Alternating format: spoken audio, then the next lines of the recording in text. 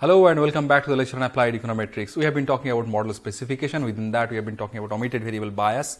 And in the previous lecture, we spoke about the magnitude and direction of the bias. And it is going to be a continuation of that.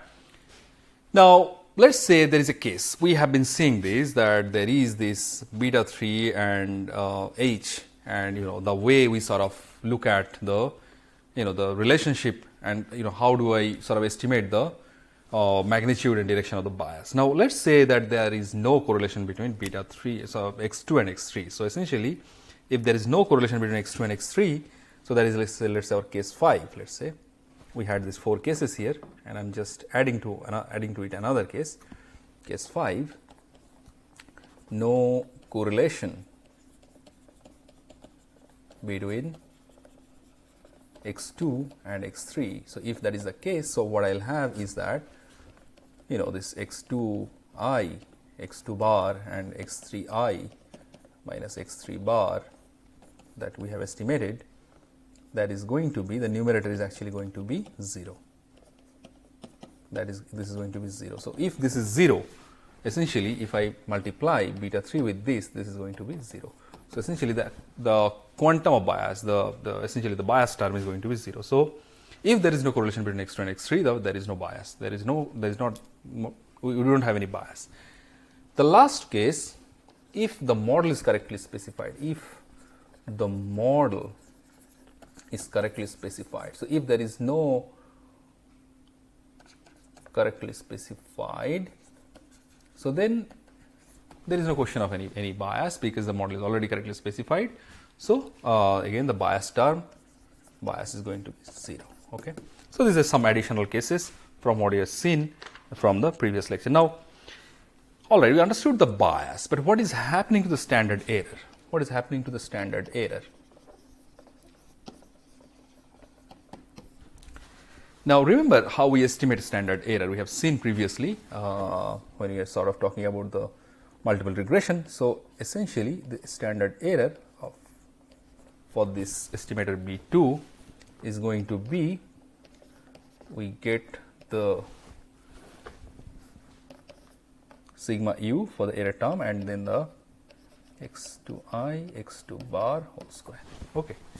So, the moment I have this term bigger, then this term is also going to get bigger. Okay. So, let us see that.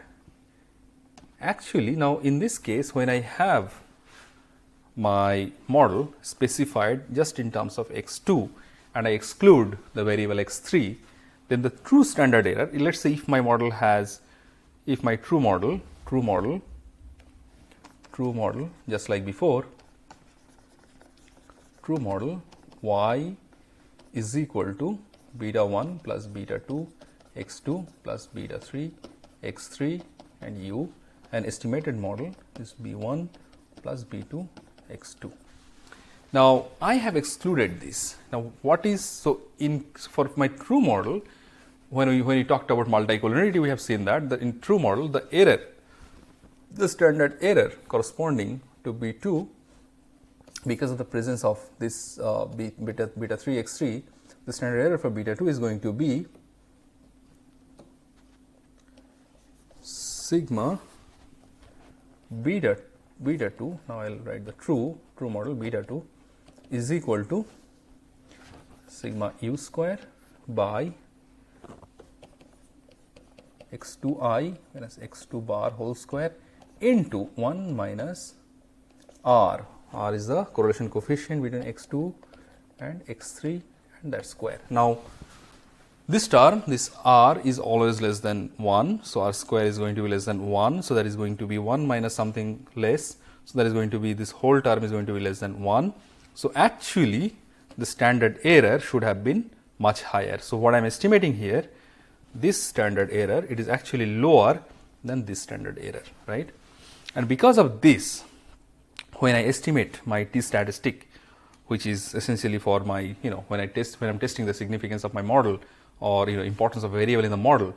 So, because of a wrong standard error, I am actually going to get a t stat which is wrong, and that is why, because my standard error is wrong, my model is going to be invalid. going to be invalid, right? My model is going to be invalid because my standard error is wrong. So, this is the consequences of having a omitted variable bias so far as standard error is concerned. Now, in the next lecture, we are actually going to talk about what is the impact of having an omitted variable to the R square that we actually estimate, and we will see depending on the overestimation or underestimation how the R square also changes. With this, we end this lecture here. Thank you.